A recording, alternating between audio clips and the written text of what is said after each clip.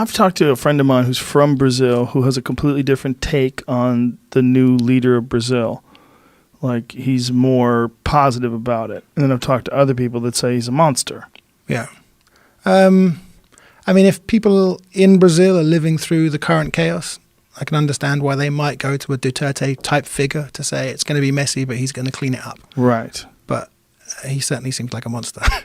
Yeah, and they're experiencing some crazy economic crisis as well, right? Yeah, and it was the fastest growing economy in Latin America. It was booming. Yeah, it was booming just a few years ago. Yeah, so it's like this roller coaster ride. We did a film there recently, and I might get the numbers slightly wrong, but the amount of people that were murdered in Brazil in 2017, I believe it was more than double the amount that were murdered in Syria. Jesus Christ. I think it was 72,000.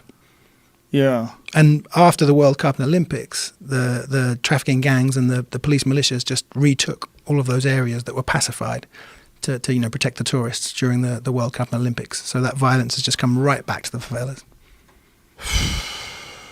See, again, there's just so much shit to pay attention to. Yeah.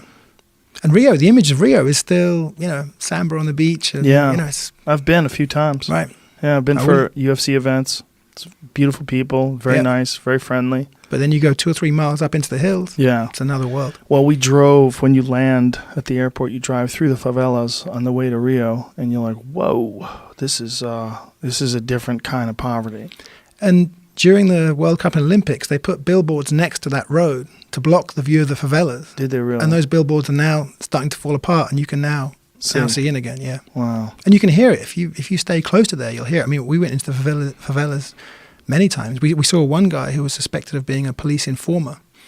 So the trafficking gangs had captured him, slashed at his leg, so he was lying on the ground, put 4 rifles to his head, and just unloaded.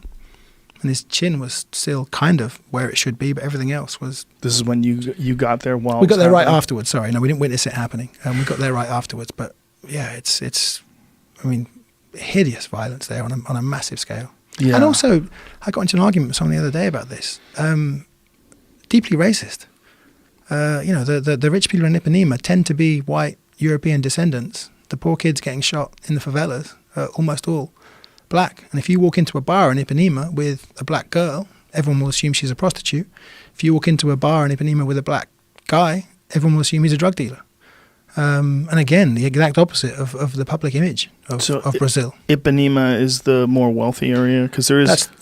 That's the very wealthy, nice beach area with all the nice hotels and apartment blocks. But they still must get robbed all the time down there, right?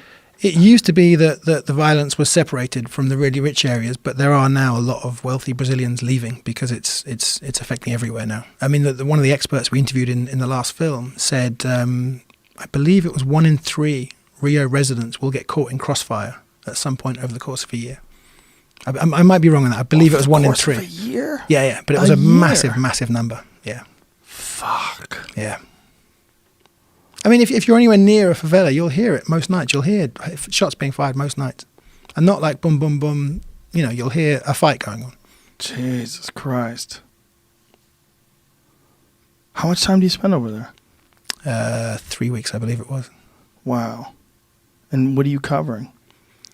We did a film about the pacification campaign, the police and army clearing the favelas before the World Cup and Olympics. So we went back just to see... Just to sort of illuminate it for people to think that this is what Brazil's actually like. And see what happened afterwards. And those areas were abandoned as soon as the World Cup and Olympics were over.